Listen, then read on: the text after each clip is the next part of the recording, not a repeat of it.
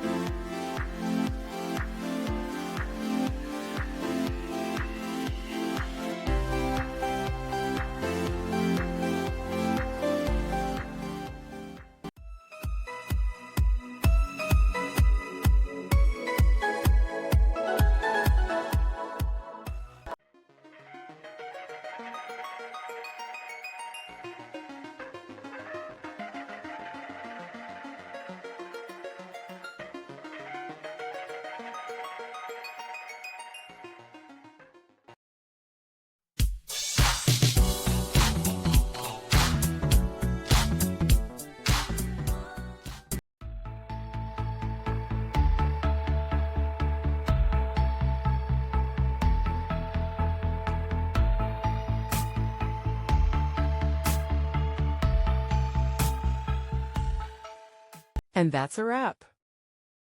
I hope you found the answer you were looking for. If you did, take a second to hit that subscribe button. It really helps out. And let me know in the comments which solution worked best for you.